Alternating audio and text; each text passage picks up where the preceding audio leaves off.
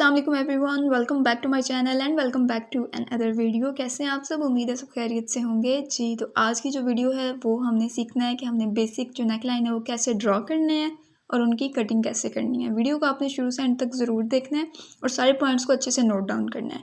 Practice के लिए आप भी न्यूज़पेपर का इस्तेमाल करें ताकि जब आपका हाथ साफ़ हो जाए, नेकलाइन आप अच्छे से कटिंग कर सकें न्यूज़पेपर पे, तो फिर आप बुकरम पे कटिंग करें ताकि आपका जो बुकरम है अगर आपसे पहले ख़राब होता है तो वो ज़ाया ना हो। तो मैंने ये जो न्यूज़पेपर का पीस लिया है, इसकी मैं आपको चौड़ाई और लंबाई बताऊंगी। इस तरीके से आपने भी पीस ले लेना एक न्यूज़पेपर का। इसकी जो चौड़ाई है वो 12 इंच है, ये आप देख सकते हैं, और इसकी जो लंबाई है वो मैंने तकरीबन 9.5 इंच रखी है।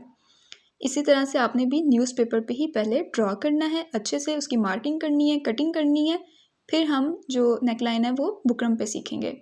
इसको मैंने डबल फोल्ड कर दिया है। अब इसकी जो चौड़ाई है वो तकरीबन 6 इंच की बन गई है, क्योंकि वैसे इसकी जो चौड़ाई थी वो 12 इंच की थी। अब हमने इसको डबल फोल्ड किया है तो इसकी जो चौड़ाई है ना वो तकरीबन 6 इंच की हो गई है। अब हम इस पे मार्किंग करना सीखेंगे कि नेकलाइन को ड्रा करने के लिए हमने जो मार्किंग करनी है वो कैसे करनी है। ऊपर से इसकी चौड़ाई मैंने 3.5 इंच की रखनी है। जब इसको हम खोलेंगे तो ये 7 इंच की हो जाएगी। 3.5 इंच पे निशान देना है। जब हमने इसको खोलना है तो ये 7 इंच की ऊपर से गला चौड़ाई में आएगा। इसकी जो लंबाई लेनी है वो आपने 6 इंच की लेनी है।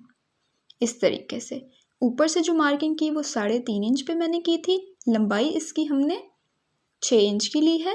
और नीचे से भी जैसे ऊपर से जो चौड़ाई थी वो 3.5 इंच रखी थी, नीचे से भी अभी आपने 3.5 इंच पे निशान दे देना है।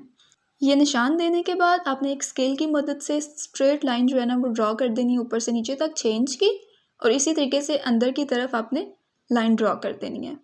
अब आप इस बात को नोट डाउन कीजिएगा कि ये जो नेकलाइन है ये हम बंद वाली साइड की तरफ नहीं, बल्कि ये जो मार्किंग है कि हम खुली वाली साइड की तरफ कर रहे हैं इस नेकलाइन की। और जितने भी नेकलाइन बनते हैं उसकी सारों की मार्किंग जो है ना वो खुली वाली साइड की तरफ होती है। ये जो न्यूज़पेपर का बंद वाली साइड वाला पीस है ना उस तरफ हमने कोई मार्किंग नहीं करनी। ये आप देख लें कि खुली वाली साइड की तरफ ये ब्लॉक तैयार हुआ है और इसके अंदर अब हमने नेकलाइन बनाना है।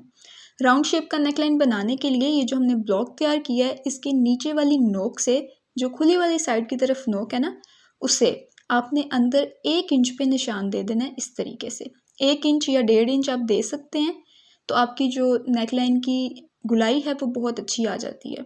ऊपर से आपने तकरीबन 2 से 3 इंच तो आपने स्ट्रेट ही लेके आना है। उसके बाद आपने हल्की हल्की गुलाई देनी शुरू करनी है और उस पॉइंट से मिला देना है जो हमने अंदर की तरफ 1.5 इंच पे लगाया था। उसके बाद उधर से लेके बिल्कुल नोक तक आपने इस तरीके से राउंड शेप बना देनी है। जब आप इस तरीके से राउंड शेप बनाएंगे ना, गुलाई करेंगे, तो आपकी जो राउंड नेकलाइन है वो बहुत अच्छी ड्रॉ होगी। और जब आप इसके ऊपर ऊपर कटिंग करेंगे तो नेकलाइन बहुत अच्छा परफेक्ट कटिंग होएगा। अब ये जो मार्किंग की थी इसे बाहर वाली साइड की तरफ, खुली वाली साइड की तरफ ही आपने 1-1 इंच पे निशान देना है। और इन्हीं 1-1 इंच के जो निशान दिए होंगे ना उनको भी इसी तरीके से गुलाई दे देनी है। और अब ये 2 मार्किंग होगी, एक अंदर वाली और एक बाहर वाली साइड पे।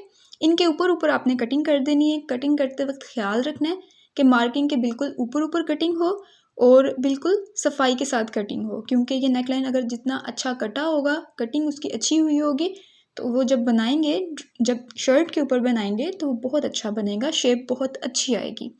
तो जी, राउंड नेकलाइन तो हमारा कटिंग हो गया है। मुझे पूरी उम्मीद है आपने सारे पॉइंट्स अच्छे से नोट डाउन कर लिए होंगे। अब हम वी शेप का नेकलाइन ड्रॉ करेंगे। उसके लिए भी मैंने जो न्यूज़पेपर का पीस लिया है उसकी चौड़ाई और लंबाई वही ली है जो मैंने राउंड शेप देने के लिए ली थी। अब इसकी मार्किंग को आपने अच्छे से देखना है। ये भी मैंने चौड़ाई जो है वो 3.5 इंच की ही रखनी है जैसे राउंड नेकलाइन पर रखी थी, और लंबाई भी मैं इसकी 6 इंच ही रख रही हूँ, ये देख सकते हैं आप।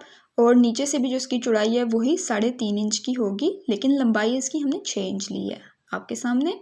अब इसको भी उसी तरीके से ब्लॉक बना लेना है। बंद वाली साइड की तरफ नहीं बनाना, बल्कि खुली वाली साइड की तरफ इसकी सारी मैंने मार्किंग की है। अब वी शेप बनाने के लिए आपने ऊपर से नीचे तकरीबन 3 इंच पे निशान दे देना है, और उस निशान से अंदर वाली साइड की तरफ 1 इंच पे आपने एक और निशान दे देना है। ये आप देख सकते हैं, इसकी मैंने 3 इंच पहले मार्किंग की ऊपर से नीचे, उसके बाद अंदर वाली साइड पे तकरीबन 1 इंच की आपने मार्किंग कर देनी है। और फिर जो वी शेप बनानी है ना, आपने ऊपर से तिरछी सीधी लाइन नहीं ड्रॉ कर देनी, बल्कि हल्की सी गुलाई लेकर आनी है और उस जो 1 इंच का निशान दिया था उसके साथ मिलाना है और फिर नीचे नोक के साथ मिला देना है इस तरीके से। یہ دیکھ سکتے ہیں آپ، ہلکی سی اوپر سے جب گلائی ہوگی نا اور اس طریقے سے وی شیپ بنے گی تو اس کی جو شیپ ہے وہ بہت پرفیکٹ آئے گی۔ اور اس کی یہ مارکنگ کرنے کے بعد آپ نے پھر وہی 1 انچ کی باہر والی باؤنڈری کی مارکنگ کر دینی ہے، اور وہ مارکنگ کرنے کے بعد ویسے ہی آپ نے شیپ دے دینی ہے وی شیپ باہر والی سائڈ پہ بھی، اور اس کے اوپر کٹنگ کر دینی ہے، تو ہمارا جو وی نیک لائن ہے نا، وی شیپ کا نیک لائن، وہ بھی کٹنگ ہو جائے گا اور بہت پرفیکٹ کٹنگ ہوگا، یہ آپ دیکھ سکتے ہیں۔ اچھا، میں اب آپ کو یہ بتا دوں کہ یہ میں نے اسمال سائز کے نیک لائن کٹنگ کی ہے۔ اگر آپ نے میڈیم سائز بنانا ہے تو اس کی چوڑائی اور لمبائی آپ نے ½ انچ زیادہ لے لینی ہے۔ اسی طریقے سے اگر آپ نے لارج سائز بنانا ہے تو آپ نے 1 انچ اس سے زیادہ مارکنگ کر لینی ہے، چوڑائی کی بھی اور لمبائی کی بھی، باقی کٹنگ سیم کرنی ہے۔ جی، تو یہ تھی آج کی ہماری کلاس۔ آج کی ہماری جو اسٹچنگ کلاس ہے اس میں ہم نے بیسک نیک لائن کی کٹنگ سیکھی۔ انشاءاللہ نیکسٹ ویڈیو میں ملاقات ہوگی، تب تک کے لیے اللہ حافظ۔